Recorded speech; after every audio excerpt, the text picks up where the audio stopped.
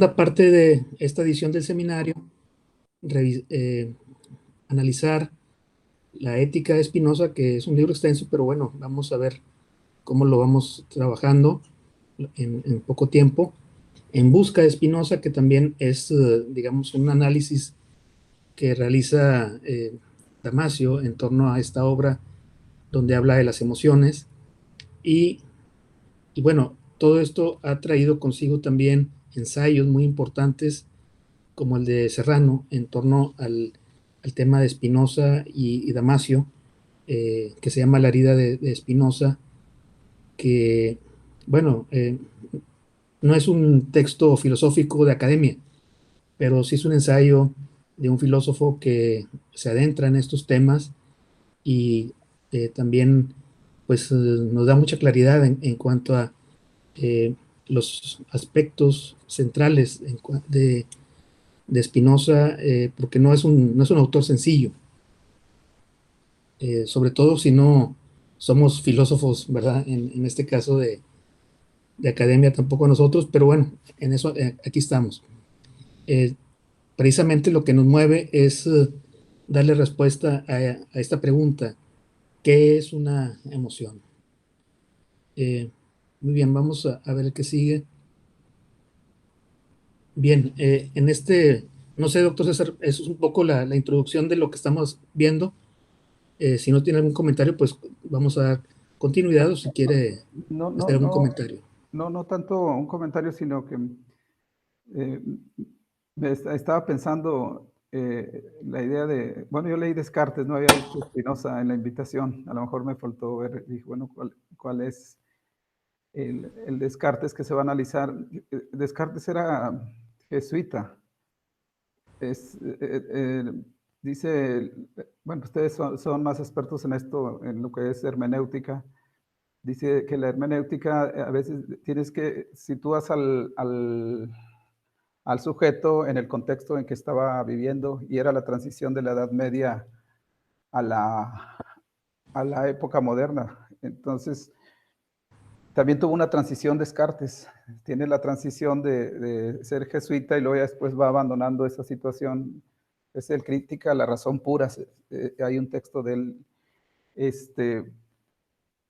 Y dije, bueno, ¿qué vamos a ver de esto? Pero con esto, con la explicación esta, el Descartes como humano, me parece bien sobre todo el texto que apuntas. Y Spinoza, pues es un español, que por circunstancias de la vida nace en Holanda. Es otro español. Y como cosa rara está Kierkegaard, ¿no? Ahí en Dinamarca, Kierkegaard.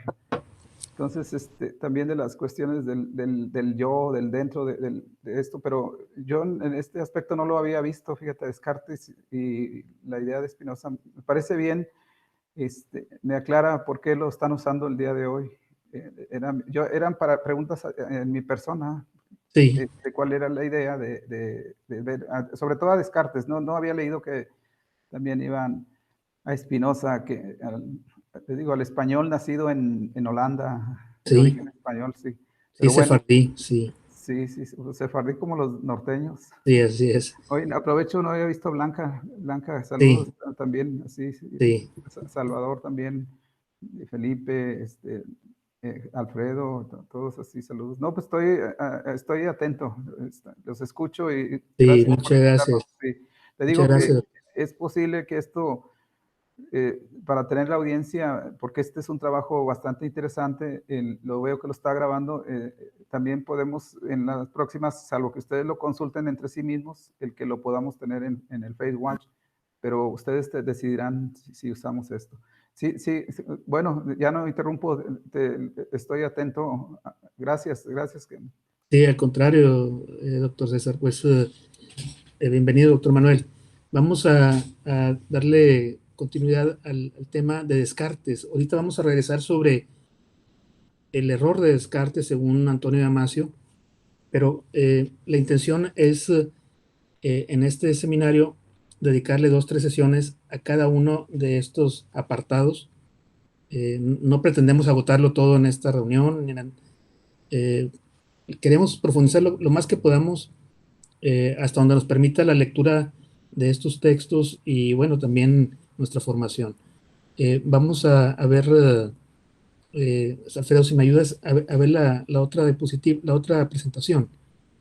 Vamos a empezar primero con lo de Descartes, lo vemos inicialmente y después vamos a ver ya lo de Fines Gage, nos va a ayudar Felipe, eh, y, eh, y vamos a ver eh, algunas reflexiones que hace Damasio sobre eh, el tema de las emociones y de los afectos y la racionalidad. Bien, pues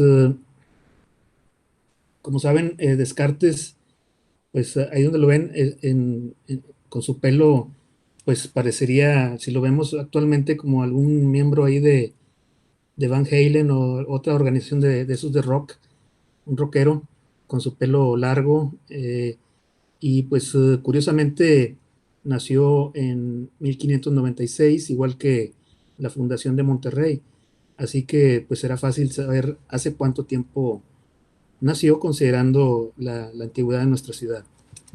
Y en este caso, Descartes murió joven, como ahorita señalaba el doctor César. eh, lo que mencionó en el contexto donde vivía, pues es cierto, dominaba la escolástica y él fue el tránsito, el puente hacia la modernidad en el tema de la filosofía. Eh, y es curioso porque, pues, él se desempeñaba pues dando clases de filosofía, en este caso a la aristocracia, y en, fue muy joven. Estamos hablando de que murió a los 52 años, eh, y no queda muy claro cómo fue, porque no estaba enfermo, aunque en aquella época la expectativa de vida era no muy alta, obviamente, quizá a los 40 años, 50, pero no se reportaba algún tipo de enfermedad conocida hasta ese momento, y se maneja la posibilidad, pero no se ha confirmado, de que haya sido envenenado precisamente por religiosos fanáticos que pudieran haber considerado que era una amenaza, ya su distanciamiento de lo que eran las tesis de los escolásticos. Bien, entonces es un texto que vamos a ver hoy, la primera parte, y se llama De las pasiones en general y accidentalmente de toda la naturaleza del hombre. Es decir, este texto va a hacer referencia también, o tenemos que insertarlo bien en su concepción dualista de lo que es el cuerpo y el alma, y tenemos también que considerar que las pasiones, antes de Descartes, eran concebidas como algo, digamos, que había que combatir, algo que estorbaban al desarrollo de la razón. Y en ese sentido, Descartes, la formación que tiene, que ya hemos comentado en la sesión anterior, pues conocía mucho, estudiaba mucho, era un fisiólogo, estudiaba el cuerpo humano y tenía un expertise, ¿verdad? En ese sentido de concebir el cuerpo como una máquina, como un autómata, en ese sentido, que estaba programado instintivamente para funcionar y sobrevivir, y todos sus mecanismos que ya estaban concebidos, de tal forma que el alma tiene digamos, este vínculo con el cuerpo, pero está diferenciada del mismo. Bien, vamos a ver. Este texto, vamos a ver algunos artículos, porque así está escrito, son como tesis, y le llama artículos, en donde, digamos, están algunas ideas centrales de este trabajo sobre las pasiones. Nos dice el artículo primero: lo que es la pasión respecto a un sujeto es siempre acción en algún otro aspecto. Y después vienen aquí algunas anotaciones que el mismo autor hace. eh, si quieren lo podemos leer un poco. Como quiera, ahorita vamos a tratar de hacer una reflexión sobre esto, porque tal vez de entrada no nos queda muy claro. Nos decía, considero que todo lo que se hace o ocurre de nuevo es generalmente llamado por los filósofos una pasión respecto al sujeto a quien ello ocurre, y una acción respecto a aquel que hace que ocurra. De suerte que, aunque la gente y el paciente sean con frecuencia muy diferentes, la acción y la pasión no dejan de ser siempre una misma cosa que tiene estos dos nombres por causa de dos diversos sujetos a los cuales puede referirse. Entonces, el concepto de esta tesis es básicamente que la pasión es una afección, es decir, es algo que afecta al sujeto, que le sucede al sujeto, pero a la vez genera una acción, es decir, como tiene las dos caras de la misma moneda. Muy bien, vamos a ver lo que sigue. Nos dice el artículo 2, para conocer las pasiones del alma es preciso distinguir sus funciones de las del cuerpo. Entonces, ya aquí, pues, este dualismo cartesiano es muy claro, ¿no?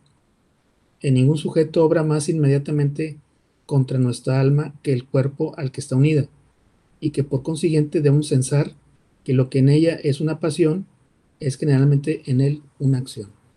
Entonces, en este caso, el alma percibe, eh, digamos, percibe una situación, un estímulo, y el cuerpo reacciona o tiene una, digamos, una consecuencia física.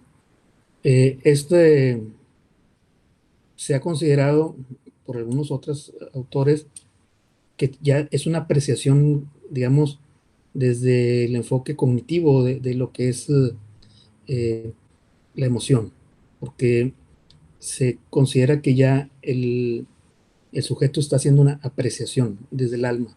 Muy bien, vamos a ver el siguiente artículo. ¿Y cuál es la regla que se debe seguir para este fin? Dice, todo lo que hay en nosotros y que no conseguimos en modo alguno puede pertenecer a un cuerpo. Puede pertenecer a un cuerpo, debe ser atribuido a nuestra alma. Es decir, están totalmente diferenciadas las dos entidades. La sustancia pensante y la sustancia extensa o lo que es el cuerpo. Muy bien. La que sigue, por favor, Alfredo.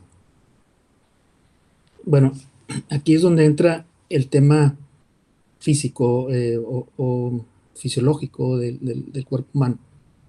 Nos dice que el calor y el movimiento de los miembros proceden del cuerpo y los pensamientos del alma. Como no conseguimos que el cuerpo piense de ninguna manera, debemos creer que que toda suerte de pensamientos que existen en nosotros pertenecen al alma.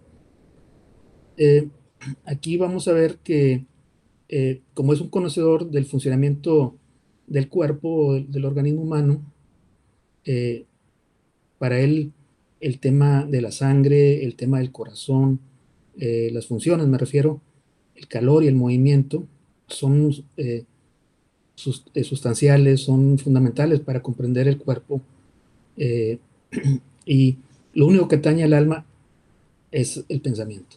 Muy bien, vamos a ver la que sigue. Nos dice, es erróneo creer que el alma da movimiento y calor al cuerpo. Al contrario, que el alma se ausenta cuando el individuo muere a causa de que cesa ese calor y de que se corrompen los órganos que sirven para mover al cuerpo. Es decir, el alma depende del cuerpo en ese sentido. Eh, no es el alma el que le da vida al cuerpo, sino el cuerpo le da la vida al alma en este aspecto de que cuando deja de funcionar el cuerpo, pues ya el alma no puede estar ya vinculado. Muy bien, vamos a ver la que sigue. Las funciones del alma, nuestros pensamientos, los cuales son principalmente de dos géneros. Uno son las acciones del alma y otros son sus pasiones. Las que llamamos sus acciones son todas nuestras voluntades, porque experimentamos que provienen directamente de nuestra alma y parece no depender sino de ella. Como por el contrario, se puede generalmente llamar sus pasiones a toda clase de percepciones o conocimientos que se encuentran en nosotros. Entonces, tenemos ya este trabajo que está haciendo Descartes sobre cómo funciona el alma basada precisamente en la percepción y en la voluntad, en donde está intrínseco el tema emocional. Bien, las pasiones del alma, ¿cómo definirlas? Después de haber considerado en qué difieren las pasiones del alma de todos los demás pensamientos de la misma, creo que se pueden en general definirlas como percepciones, o los sentimientos, o las emociones del alma, que se refieren particularmente a ella y que son causadas, sostenidas y fortificadas por algún movimiento de los espíritus. Aquí, como vemos, es un enfoque cognitivo porque ya está hablando de percepciones, de sentimientos que están involucradas en identificar las emociones por parte del alma, y todo esto está sostenido por los espíritus animales, es un concepto antiguo de la medicina griega, en donde se hacía referencia precisamente a un impulso vital que surgía, en este caso por la sangre, por el corazón, pero actualmente se considera que era algo así como un impulso nervioso, porque también Descartes lo relaciona con los nervios, como si fuera una marioneta, y se activan ciertas áreas que son necesarias. Por ejemplo, para la emoción del miedo, a lo mejor el sujeto arranca corriendo, pero sus piernas atraen esos espíritus animales, es decir, atraen esa energía, atraen ese impulso nervioso, o esa sangre que se requiere para ese esfuerzo. Entonces, ese era el concepto de los espíritus animales. Muy bien, vamos a ver qué sigue. Hay en el cerebro una pequeña glándula en la que el alma ejerce sus funciones más particularmente que en las demás partes. Paréceme haber reconocido evidentemente que la parte del cuerpo en la que el alma ejerce inmediatamente sus funciones no es en modo alguno el corazón, ni tampoco todo el cerebro, sino solamente las más interiores de sus partes, que es cierta glándula muy pequeña, situada en el centro de su sustancia. Vamos a ver la que sigue.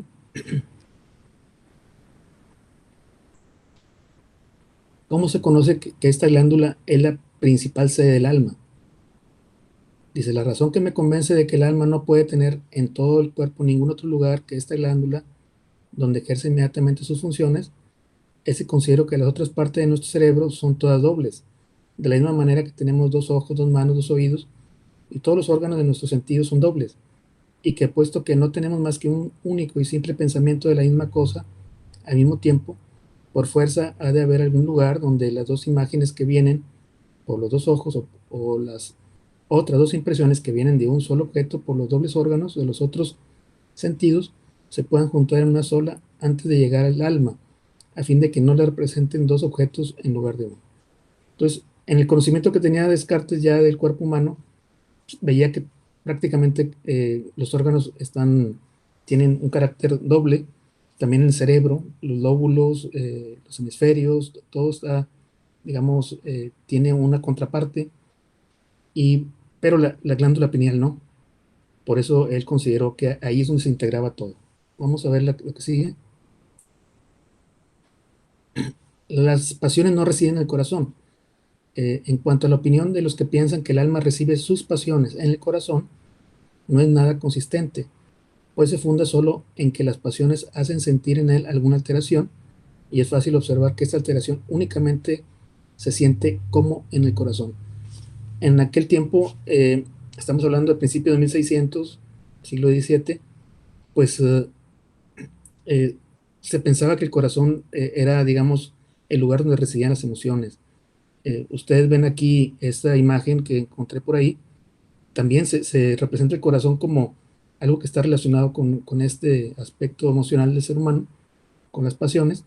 Sin embargo, desde entonces ya Descartes descartaba precisamente esta posibilidad. Bienvenido, doctor Octavio. Hola, ¿cómo están todos? Muy Buenas bien, tardes. buenas tardes. Gracias. Gracias Sí, por la invitación. sí. Bien, vamos a ver la que sigue. El efecto de las pasiones.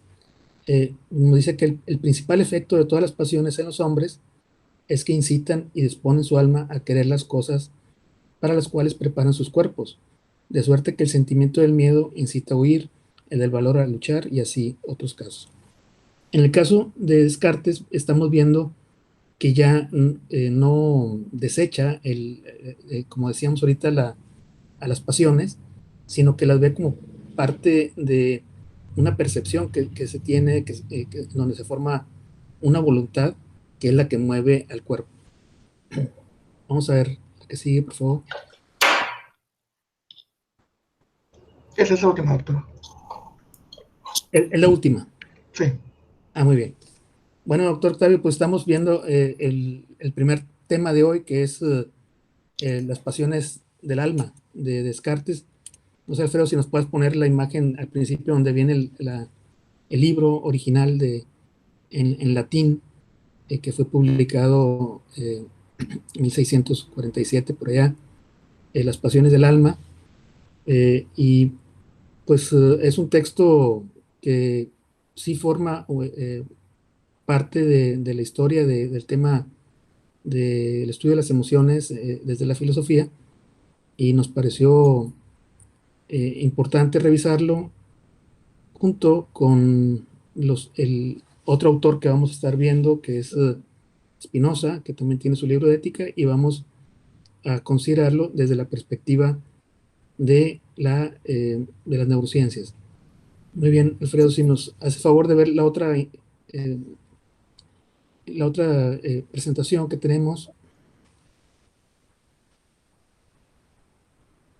Precisamente oculté la cámara para ir por este. Bueno, es el texto de ética. Muy bien. Sí, el de ética, dije, pero no lo había visto que iban a hablar solamente Bueno, de algo de Descartes. a lo largo, esperamos abordarlo, yo creo, en unas 3 sesiones más, el de ética. Entonces, tienen tiempo de leerlo porque está extenso. Y pues tiene varias secciones, ver sobre todo el que hace referencia a las, en este caso, a las pasiones. ¿Cuáles son las pasiones? Porque también Descartes, no me quiero adelantar, pero no, sigue tu plan. sí, sí, no me quiero adelantar, pero cada uno hace propuestas diferentes en cuanto a una clasificación posible en su época de las emociones. Muy bien, entonces vamos a dar continuidad a esta interrelación entre la ética, las pasiones y la neurobiología de las emociones. Vamos a ver la que sigue, Alfredo. Bueno, esos son los libros que vamos a estar viendo en esta 8ª edición del seminario. Muy bien. Bien, y en esta segunda parte, la anterior, por favor, Alfredo. Sí. En esta segunda parte vamos a revisar, ahora sí, a Damasio, en el sentido de, bueno, porque él habla de un error de Descartes, pero queremos verlo un poquito más a fondo, así que vamos a dedicarle 2, 3 sesiones. Y Felipe nos va a apoyar en un momento. Solamente comentar que en esta segunda parte de esta reunión vamos a ver igualmente este tema de Damasio, cómo él describe cómo se ha desarrollado la neurociencia, especialmente la neuropsicología, en torno al estudio de las emociones, desde dónde partió, cómo fue que surgió este interés por estudiar los aspectos emocionales y sociales, porque están intervinculados. Es decir, el concepto de competencia socioemocional, vamos a ver en este texto de Damasio, que tiene una base, digamos, neurofisiológica en cuanto al funcionamiento del sistema nervioso, que está totalmente intrincada la función de juicio, digamos, de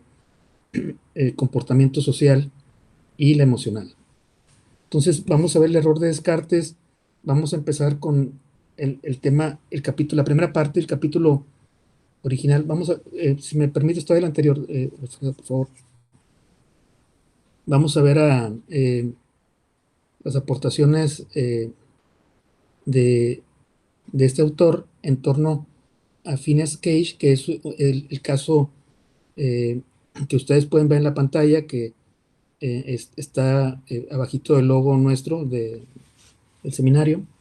Es Phineas Cage, y está Damasio abajo, reflexionando sobre Phineas Cage, el texto, y del lado izquierdo tenemos a Cavendish, que es un pequeño pueblo en Vermont, muy cerca de la frontera con Canadá, en Quebec, y fue donde ocurrió el accidente que transformó la vida de este hombre y bueno, ahí está la placa donde se conmemora el accidente de esta persona porque finalmente fue un hito, fue un momento clave para el estudio neurológico o neurocientífico en esta perspectiva del comportamiento social y emocional. Así que Felipe nos va a hablar unos minutos sobre Phineas Cage y luego vamos a retomar algunas reflexiones de Damasio en la primera parte de este texto. Bien, muy buenas noches, muy buenas tardes a todos. Un saludo. En la ocasión anterior, así rápidamente, nomás para contextualizar, hicimos una presentación sobre las tesis principales de Damasio. Se presentó en una infografía el caso de Phineas Cage, pero nosotros quedamos en darle una profundidad, como bien dijo Arturo, y en esta ocasión, de manera lo más sintética posible, es un caso muy amplio y que detonó todos estos estudios, como bien dice Arturo, el caso de Phineas Cage. Muy bien. Bueno, este señor Phineas Cage era un barrenero de barrenas, o sea, se encargaba en Vermont, como ya lo dijo Arturo, cerca de la frontera con Canadá, y trabajaba en la construcción del ferrocarril, Rutland Burlington Railroad. Esto ya es de marca. Y murió el 21 de mayo de 1860 cerca de San Francisco, más o menos 12 años después del día en que debió de morir, pero que se salvó. Debió de morir, pero se salvó. El suceso le convirtió en un hombre famoso, se hizo famosísimo por este accidente y después de su muerte verdadera es un caso esencial para el desarrollo del conocimiento de nuestro cerebro, ¿sí? Entonces tenía que haber muerto el 13 de septiembre de 1848 en su trabajo de barrenero. En aquel entonces tenía 25 años. Muy bien. Hay algunas partes que voy a omitir porque ya hizo un subrayado para agilizar la narración. Muchas gracias, pero está correcto. Gracias, hermano. Dice, aquel día estaba Gage colocando un barreno. Primero hizo con una barra de hierro un agujero estrecho y profundo en la roca. Rellenó el agujero con pólvora, un detonador y arena. Pero finalmente apretó y compactó la carga con la barra de hierro. Entonces, inesperadamente, a las 4:30, la carga explotó, quizá porque olvidó, o no se sabe con certeza, eso se dice, poner la arena. Entonces, la barra de hierro salió disparada y alcanzó a Gage de abajo arriba, entrando por el pómulo izquierdo, por debajo del ojo y saliendo por el centro de la cabeza, más atrás de la frente, al inicio de la cabellera. La barra medía 1.10 metros, tenía 3.2 centímetros de diámetro y pesaba casi 6 kilos, nomás imagínense eso. Después de la explosión y manchada de sangre y cerebro, imagino que parte de su cerebro, la barra terminó aproximadamente unos 30 metros del lugar del accidente y Gage, señores, no murió. No murió, está perfecto ahí, muy bien. El doctor John Martin Harlow curó a Gage de su herida y le trató durante unas semanas hasta que se recuperó y pudo regresar junto a su familia en el cercano New Hampshire.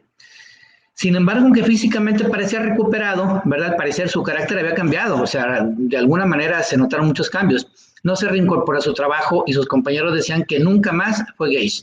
En los años siguientes realizó varios trabajos manuales, fue conductor de diligencias, viajó por Nueva Inglaterra e incluso vivió y trabajó varios años en Valparaíso, en Chile, se vino hasta Sudamérica. En todos sus desplazamientos siempre le acompañó la barra de hierro que había cambiado su vida y a veces se exhibía con ella. Creo que ahí viene la foto, sí. Esa es la foto del señor Gage exhibiéndose con la barra. Se enganchó como fetiche o como lo que ustedes quieran. Eso ya es una opinión muy personal. Bueno, por fin regresó con su familia, su madre y su hermana, pero que por entonces vivían en San Francisco. Y ahí murió el 21 de mayo de 1860, casi 12 años después del accidente. Fíjense todo el tiempo después, 12 años. Años más tarde, el doctor Harlow, aquel médico que le curó en Cavendish, Vermont, se enteró de su muerte y pidió permiso a la hermana para exhumar el cadáver y recuperar el cráneo. También encontró la barra de hierro y ambos, cráneo y barra, los depositó en el Museo de la Facultad de Medicina de Harvard. Ok, me voy a pasar a lo siguiente. Hace unos años, en 1994, el neurólogo portugués mencionado, bueno, que ya hemos estado mencionando, Antonio Damasio, fue el que recuperó a Phineas Gage, su herida y sus cambios de carácter. Al año siguiente lo incluyó con gran extensión e importancia precisamente en su libro El error de Descartes. Entonces, Damasio planteó las primeras conclusiones sobre las áreas dañadas del cerebro de Gage y su relación con el extraordinario cambio de carácter.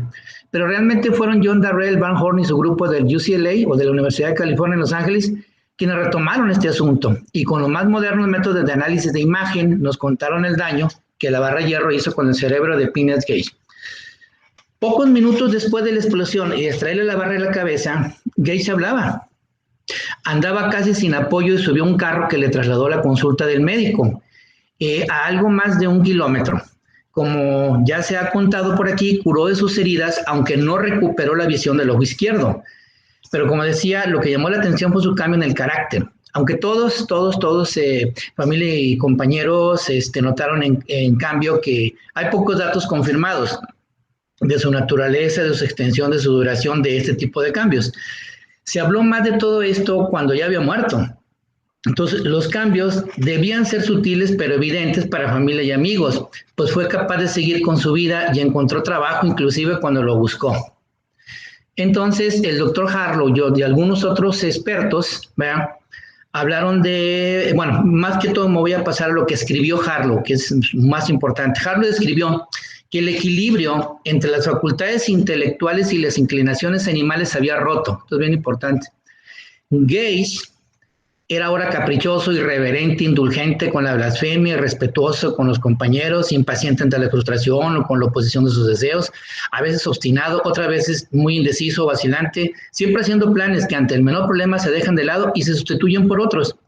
Entonces, un niño en lo intelectual y un hombre en las pasiones animales. Así lo describe al menos el doctor Harlow, ahí donde está señalando precisamente Alfredo.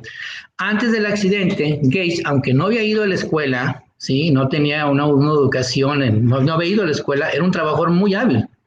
Era especializado, pues era barrenero, se especializaba precisamente en las barrenas, era rápido, con una mente equilibrada, enérgico y perseverante. Su conducta cambió tras el accidente, quizá por los daños que la barra de hierro hizo en su cerebro. Pero queda una duda, ya que el trabajo de Harlow es posterior a la muerte de Gage. Por lo pronto, el cráneo sigue en el Museo de la Facultad de Medicina de Harvard. Y bueno, ahora ya se puede examinar con técnicas mucho más modernas, ¿no? En realidad, el cráneo original no se puede utilizar, pues ya está muy deteriorado por los años y el estado, al parecer, es muy frágil. Pero hay una copia que llevaron por ahí, ¿verdad? Y en esta última década se han desarrollado software potentes, como decíamos anteriormente, los cuales tienen un software de análisis de imagen en el sistema nervioso central y en concreto en el cerebro. Y John Darrell, Van Horn y su grupo quisieron aplicar las imágenes obtenidas por Ratiu. Preguntaron en el Museo Harvard y asombrosamente habían desaparecido los archivos. Qué raro. Cuando se catalogaron las imágenes, se depositaron en el lugar equivocado. Tardaron 10 años en aparecer y por fin Darrell Van Horn pudo utilizarlas. En todos lados se cuecen habas. Reconstruyó, vean esta foto precisamente, bueno, ahí viene la barra y todo eso. Entonces, esto el doctor Harlow, los colaboradores investigadores, lo reconstruyeron el trayecto de la barra de hierro en el cerebro de Phineas Gage. Y después repitió la trayectoria por el cerebro, pero ya escaneado en personas sanas y normales de parecida edad y físico con Gage, algunas similitudes. Entonces así se pudieron localizar las zonas dañadas. En principio, y es lo más evidente, la barra destruye zonas del hemisferio cerebral izquierdo y no afecta el hemisferio derecho. Esto es bien interesante. Y aproximadamente el 4% de la corteza del lóbulo frontal izquierdo es atravesada por la barra. Y además, en su paso por el cerebro y salida por la parte superior de la cabeza, la barra afecta el 10% de la sustancia blanca. Es la capa más interna del cerebro y contiene fibras, no cuerpos de neuronas, que conectan una zona del cerebro con otras. Los autores sugieren que algunas zonas del cerebro que no están afectadas directamente por la barra pueden fallar, aun porque ha desaparecido su conexión con el resto por esa destrucción de sustancia blanca. Bien, voy a pasar acá abajo la última línea donde dice, bueno, quizá Phineas Gage, o por lo menos su cráneo, pues la verdad es que todavía no han muerto del todo. Al menos el cráneo de Phineas Gage todavía sigue siendo famoso, sigue jalando científicos, cuerpos de investigadores, sobre todo, insisto, fue el detonador ¿verdad? De alguna manera para que Damasio hiciera, no sé, estructurara o trabajara de todas sus tesis principales. Esta es la historia de Gage, la verdad es que es apasionante, es muy interesante. Y Arturo, bueno, Arturo va a seguir con las tesis que habíamos comentado de Damasio. Muchas gracias, muy amables. Sí, muy bien, muy claro, Felipe, gracias. Bien, pues aquí el caso de Gage lo que genera es la pregunta, entonces, si se dañaba el lóbulo frontal, ¿para qué sirven estos lóbulos? O sea, esa fue la pregunta que se hicieron los neurocientíficos, eh, y, eh, y había otros contemporáneos a finales del siglo XIX, principios del XX, que estaban estudiando también las funciones cerebrales y descubrieron las áreas del lenguaje, en el caso, el área de Broca y de Wernicke. Pero ellos utilizaron pues una metodología científica más consolidada en cuanto a que estudiaban pues autopsias o tejidos, en fin, hacían trabajo de laboratorio. Entonces ellos sí lograron avanzar más, pero en el caso de los lóbulos frontales, eh, no se entendía para qué sirven, porque pues este hombre, como vamos a ver, nos lo explica Damasio, pues casi siguió con sus funciones cerebrales superiores intactas. Al menos con las pruebas que había en el momento, no se notaba ningún cambio evidente. Hablaba, razonaba, entendía lo que se le decía, también tenía buena memoria, no había perdido datos en cuanto a la recuperación de la memoria, su motricidad estaba bien. Entonces, ese fue, digamos, el desconcierto. O sea, ¿por qué son tan enormes, tan grandes comparativamente con las otras estructuras del cerebro, los lóbulos frontales, qué función tienen? Bien, vamos a ver algunas reflexiones sobre esto. Si me ayudas, Alfredo, por favor. Eh, bueno, algunas conclusiones. En este caso, nos comenta Damasio que algunos otros investigadores, eh, que digamos, el punto central que encontraron en torno al caso Phileas Gage en el área afectada, que es la parte prefrontal que viene ahí en la imagen, eh, era básicamente la incapacidad para planificar el futuro, para conducirse de acuerdo con las normas sociales de comportamiento aprendidas previamente y para decidir un curso de acción que fuera ventajoso para él. Y todo esto se debía a un daño selectivo en las capas corticales prefrontales del cerebro, que esa es la parte que está ahí indicada. Y ya nos empieza a dar aquí algunos puntos que vamos a ir desarrollando a lo largo del seminario, pero podemos anotar que tiene que ver con la planificación, con digamos, adaptarse a las normas sociales, el comportamiento social que mencionábamos, y también nos dice decidir un curso de acciones, es decir, la toma de decisiones. Bueno, vamos a ver la que sigue, por favor. Hay otro caso. Es interesante ver cómo este trabajo de estos neuropsicólogos van haciendo estudios de caso y con ello van desarrollando sus teorías y con base a estos hallazgos. Igualmente, el caso Elliot es igual, bueno, no es igual, es parecido al caso de Gage. Igualmente es una persona que sus aptitudes mentales estaban intactas, era físicamente competente, eh, pero lo que notaron igualmente al sufrir un daño en el área prefrontal del cerebro fue que empezó a deteriorarse la competencia para tomar decisiones. Igualmente el talento para planificar correctamente digamos, su vida. Y estos no eran simples errores de juicio, eran realmente situaciones graves que hacían que la vida de las personas, bueno, de estos casos que estamos viendo, pues empezara a deteriorarse socialmente. Vamos a ver la que sigue, por favor. Las estructuras destruidas en Gage y en Eliot.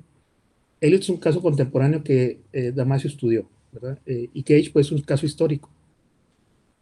Fueron precisamente las que requiere el razonamiento, que culmina en la toma de decisiones. Esto vamos a tener que analizarlo más, de manera más profunda, pero la toma de decisiones, este proceso es bastante complejo. Y bueno, es la corteza prefrontal a la que se refiere, que es donde estaban dañados estos casos. Bien, vamos a ver la que sigue. Bien, se le hicieron varios estudios a Eliot, los estudios ya más de psicología, de neuropsicología, neurológicos, en fin, más contemporáneos. Se encontró que era una persona de intelecto normal, pero se volvió incapaz de decidir de modo adecuado después de este accidente que tuvo, especialmente cuando la decisión involucraba asuntos personales o sociales. Entonces, algunas interrogantes que se hacía Damasio son las siguientes. Razonar y decidir cuestiones personales y sociales serían asuntos diferentes que racionalizar y pensar objetos, espacio, números y palabras, porque recordemos que este paciente neurológico pues era una persona que después de su accidente, después del daño que sufrió en los lóbulos frontales, tenía como quiera su razonamiento, digamos, su razonamiento lógico matemático estaba bien, su lenguaje estaba bien, su motricidad estaba bien, su memoria estaba bien. Bien. Y otra pregunta que se hace Damasio, quizá dependían de sistemas, es decir, estas diferencias quizá dependían de sistemas y procesos neurales distintos. Vamos a ver la que sigue, por favor. Por lo que, investigando más a fondo el caso, Damasio se propone identificar si Eliot tenía conciencia de las normas y principios que diariamente contravenía, si era capaz de resolver un problema concreto mediante sus normales mecanismos racionales, o había perdido totalmente el contacto con los usos y costumbres sociales. Dice, quizá tenía el conocimiento, pero no podía ni conjurarlo ni manipularlo, o lo tenía, pero era incapaz de operar con él y adoptar decisiones. Esas son algunas preguntas de trabajo que tenía Damasio en torno a este caso y que le permitió ir avanzando. Vamos a ver la que sigue, por favor. A manera de conclusiones, Damasio menciona que había mucho en común entre el caso Eliot y el caso Fiennes Gage. Nos dice, la conducta social y el defecto en la toma de decisiones era compatible en ambos, con una base normal de conocimiento social y con funciones neuropsicológicas intactas, tales como la memoria convencional, el lenguaje, la atención básica, la memoria operativa elemental y procesos racionales fundamentales. Muy bien, vamos a ver la que sigue. Llega la siguiente premisa. La disminución de la capacidad emocional puede construir una fuente igualmente importante de conducta irracional. Es decir, la conducta irracional también puede deberse precisamente a que esté disminuida la capacidad emocional y no como se pensaba antes, que era debido a las emociones que se interfería la racionalidad, sino también a la falta de competencia socioemocional nos genera una mayor conducta irracional. Muy bien, vamos miren, en este dibujo, bueno, en esta imagen que está ahí aparecen las áreas del lenguaje, el área de Broca, el área de Wernicke, y curiosamente en el estudio de Fiennes Gage, esa barra que penetró, pues le dañó el área prefrontal que estamos viendo ahí. Probablemente se considera que parte del área premotora, pero el área de Broca parece que no se le afectó. O sea, fue una cuestión de suerte, ¿verdad? Sí, una cuestión aleatoria, en donde el daño no se manifestó en el lenguaje. Bien. Vamos a ver la que sigue.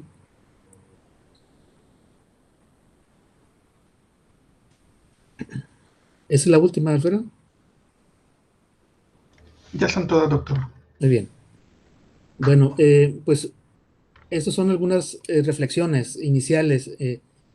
Queremos pues profundizar lo más que podamos sin ser neuropsicólogos, ¿verdad? Y desde el enfoque nuestro de la psicopedagogía, pero este tema de las bases neurales, todos los sistemas neurales que están involucrados en las competencias socioemocionales, pues se han estudiado, estos son algunos avances que estamos viendo, eh, y también pues nos permiten conocer más de fondo cuáles son los fundamentos teóricos que tiene el concepto de inteligencia emocional, porque si revisamos el texto de Daniel Goleman, que es un texto de divulgación muy amplio sobre esta propuesta de la inteligencia emocional, tiene estos fundamentos. O sea, los fundamentos son el conocimiento derivado de las neurociencias, especialmente la neuropsicología, y que tiene que ver con el funcionamiento del sistema nervioso, especialmente del cerebro, en relación con la conducta socioemocional y sus alteraciones más graves, ¿verdad? Porque aquí estamos viendo alteraciones bastante graves, pero igualmente vamos a ir viendo cómo es muy complejo ese tema de el estudio, el objeto de estudio de la neuropsicología es bastante complejo. Tratar de comprender la conducta humana, considerando los aspectos sociales, culturales y además las bases neurales involucradas, que son muy complejas como tales, porque involucran, eh, digamos, áreas específicas del cerebro en donde participan todas esas estructuras, sus funciones y además aspectos neuroquímicos, que es el otro tema que no hemos mencionado, pero que sí Damasio como quiera lo va a ir señalando y comentando. Bien, pues un poco lo que queríamos compartir hoy. Eh, Personalmente me parecen temas interesantes, pero quisiera ver qué piensan ustedes, qué les parecen estos, eh, pues estas temáticas que hemos estado abordando. Son temáticas que tratamos de unir desde la perspectiva del estudio actual de las neurociencias con relación a reflexiones y también a investigaciones que se realizaron filosóficas, pero sabemos que la filosofía en la época de Descartes pues no estaba, digamos, desligada de el estudio de la naturaleza del cuerpo humano. Muy bien, pues quisiera abrir el espacio para ver qué comentarios hay y bueno, ver qué les ha parecido estos documentos que hemos estado revisando hoy. Arturo, si me permites. Mira, yo creo que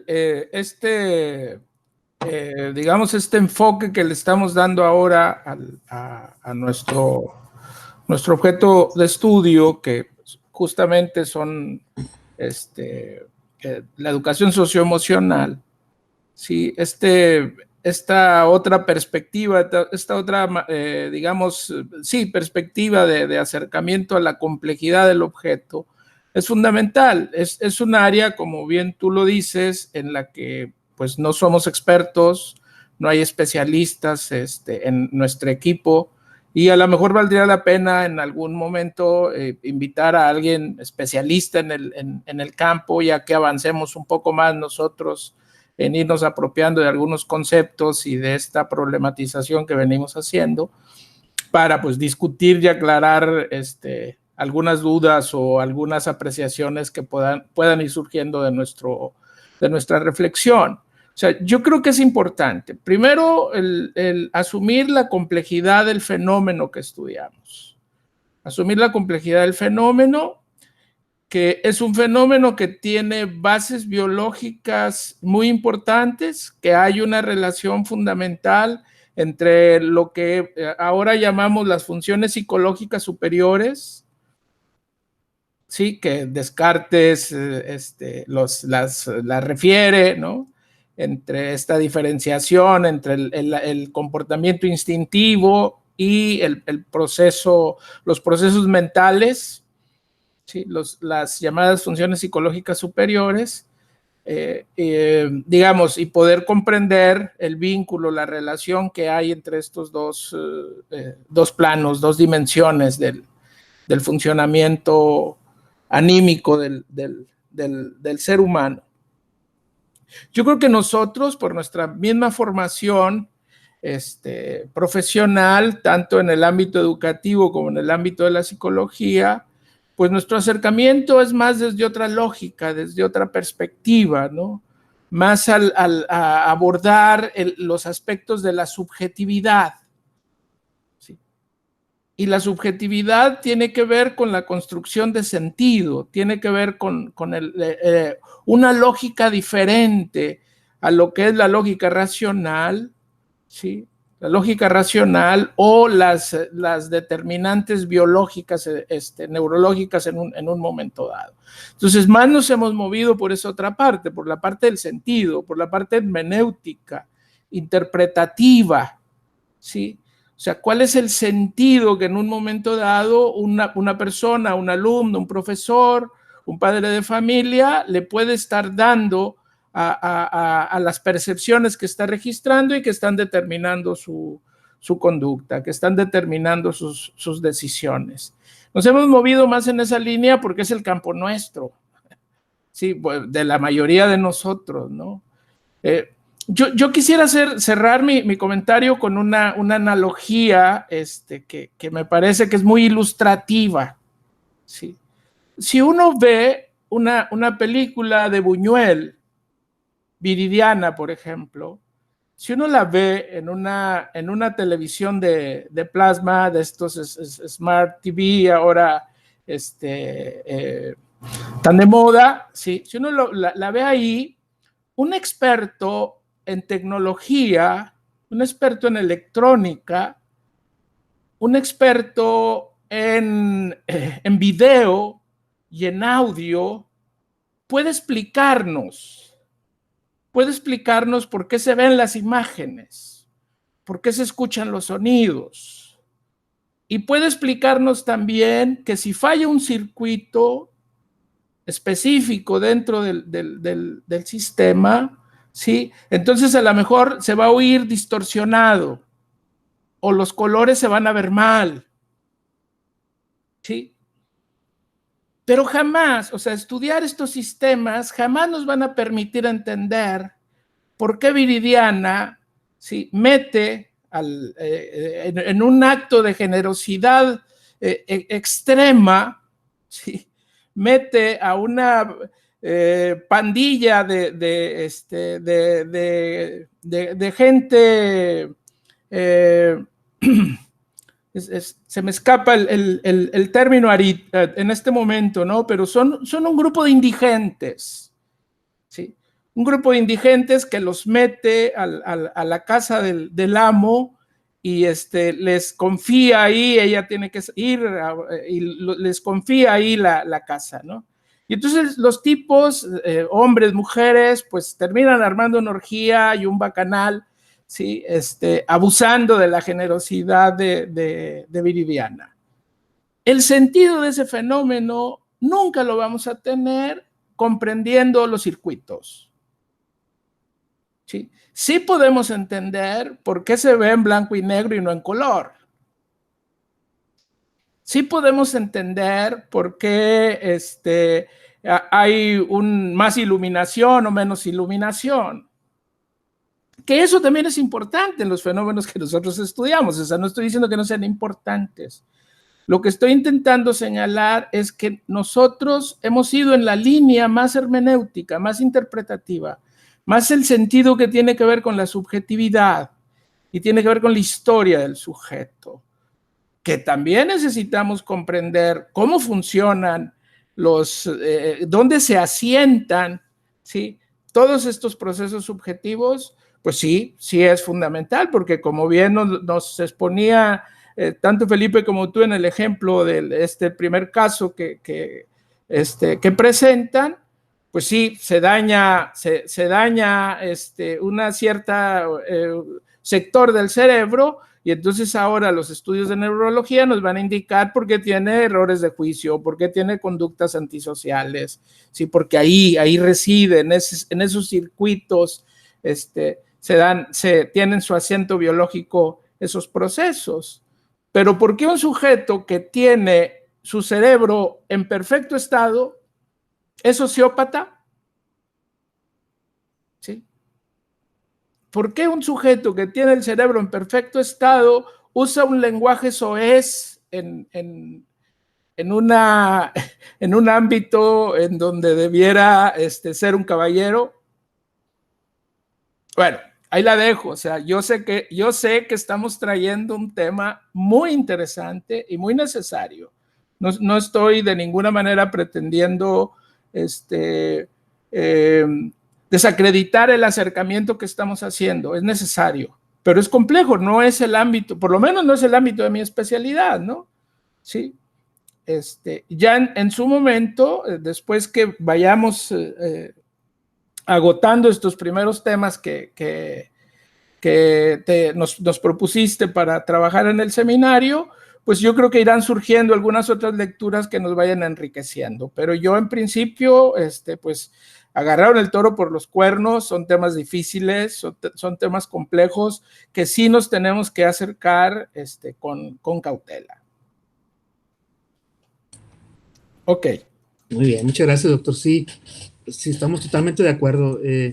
Sí, no es nuestra línea de trabajo, que el enfoque, la perspectiva que hemos estado desarrollando, pero sí quisimos tomar el reto porque pues es una cuestión que está vigente, es digamos toda una corriente de desarrollo de la ciencia, vamos a llamarle así. Es toda una comunidad epistémica, científica, que está en esta línea, y pues no queríamos... Y de moda, Arturo, de moda, Sí, además, como bien lo señalaba Felipe, sí, la sesión pasada, ¿no? De moda, o sea, todo es neuro en este momento. Entonces, pues tenemos que saber de qué se trata el discurso, pues no podemos estar ajenos, ¿no? Cuando menos para vender cursos, Arturo. Sí. Bien, y sí, es totalmente, estamos explorando este campo, ¿verdad? Este discurso, este enfoque, y bueno, pues no estamos involucrados con esa comunidad epistémica, pero sí, al menos tener las nociones principales claras nosotros, y no desconocerlas en ese sentido, ¿no? No nos debe de ser ajena, estoy de acuerdo contigo, o sea, no nos debe ser ajena, o sea, tenemos que leer para poder entender qué es lo que están proponiendo, ¿no? Exactamente. Esa es la intención de de esta edición, ¿verdad? Esta octava edición del seminario.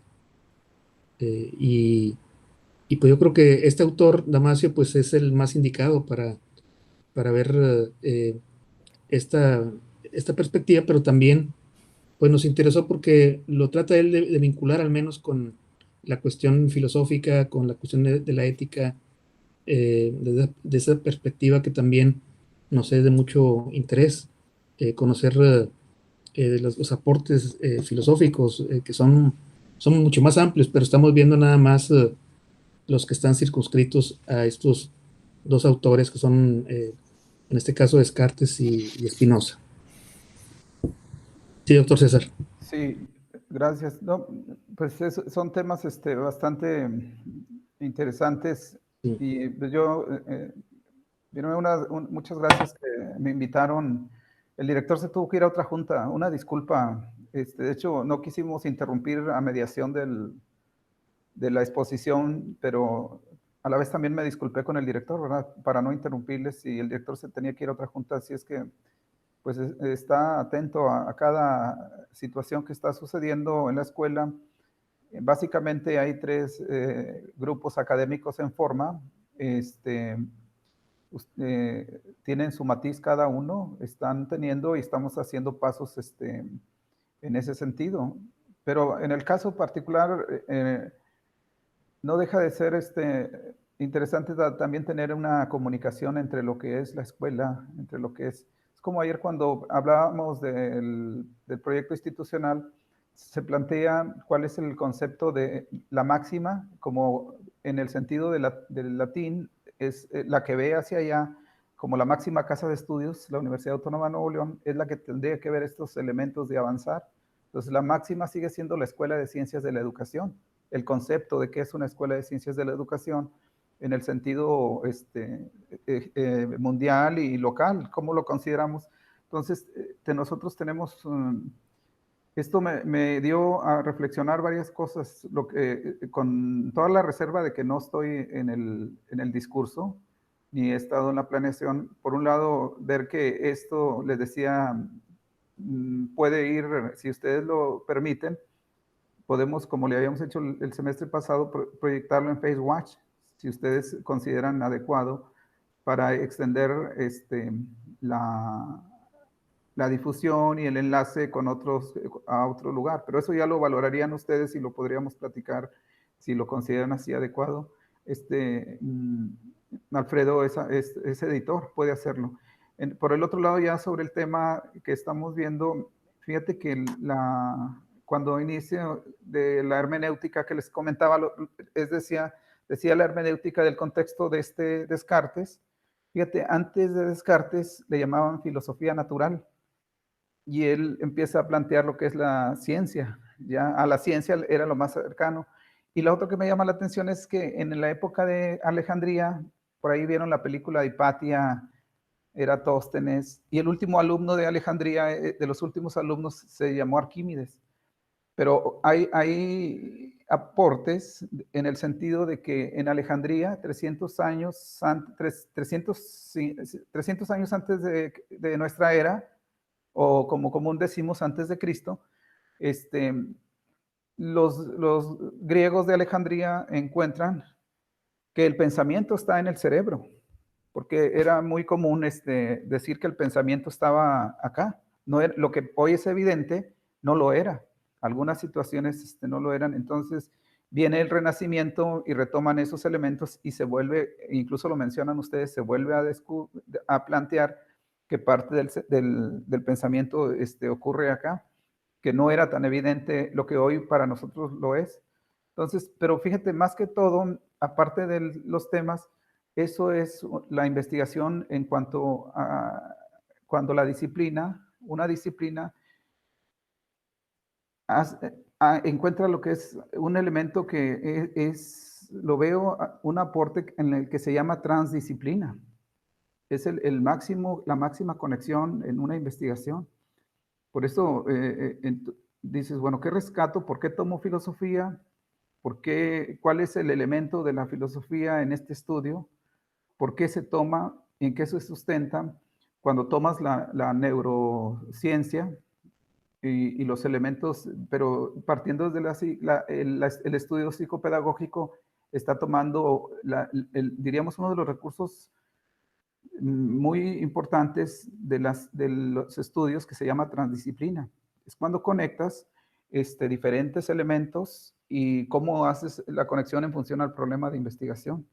Entonces me acuerdo cuando venían los canadienses, hablaban de interdisciplina, o a veces hablamos de multidisciplina, pero la máxima en una investigación puede ser la transdisciplina, en donde juegan esto. Y hoy vi esto, que toman elementos desde la filosofía, desde la biología y de lo que es la neurociencia, y siguen girando el estudio en la psicopedagogía.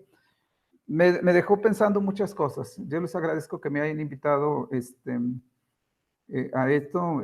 Lo vemos como planear más, si tienen a bien difundirlo. Es un compromiso de la escuela y de toda la comunidad, que los grupos académicos vayan creciendo y vayan teniendo aportaciones en ese sentido, y que lo dialoguemos, que el diálogo sea otra cosa. El diálogo, y sí, estamos muy involucrados en las cuestiones emocionales. Fíjate, estaba, por ejemplo, viendo algo que decían de que los neandertales hacen esa discusión entre el Homo moderno, el Homo sapiens y los neandertales, y dicen, ¿cómo era? ¿Tenían inteligencia? Y una médico, precisamente neurobióloga, paleontóloga, dice que ¿a qué le llaman inteligencia? O sea, ¿de qué concepto me estás diciendo tú? Porque las inteligencias tienen diferentes matices. No es a lo mejor ella está pensando en otro tipo, dice, pero el concepto de inteligencia es mucho más amplio. No digas que tienes, es más, Descartes vio eso, que era un mundo antropocéntrico, donde todo giraba alrededor de nosotros y como que los demás no lo tuvieran. Entonces, todo esto permite reflexionar. Yo les agradezco que me hayan invitado, espero no también ser pesado en estos comentarios. Y bueno, pues muchas gracias que estemos y lo seguimos platicando en esto al doctor Muñiz. Gracias, saludarlo, a Alfredo, a Blanca, a Felipe, o al maestro Felipe. Igualmente. Tú mismo, Arturo. Sí, muchas gracias, doctor. Pues, sí, le agradecemos mucho su presencia y también a los compañeros, ¿verdad? Y bueno, pues este martes les vamos a invitar, doctor César, para que nos acompañe en una reunión que tenemos ahí de un grupo de investigación sobre el tema, para compartirle también algunos avances que llevamos ahí. Claro que sí. Muy bien. Bueno, ahí revisamos los proyectos, los 3 responsables, sí. Vemos a ver si hacemos también un webinar entre los responsables de cada cuerpo académico. Ya lo veríamos así. Que tengan buen fin de semana. Igualmente. Igualmente, doctor. Cuídense mucho. Saludos a todos. Muchas gracias a todos. Gracias. Hasta pronto. Gracias, Alfredo. Hasta luego. Gracias. Bye. Nos veremos. Primero Dios. Hasta pronto. Hasta pronto. Hasta luego. Bye. Bye.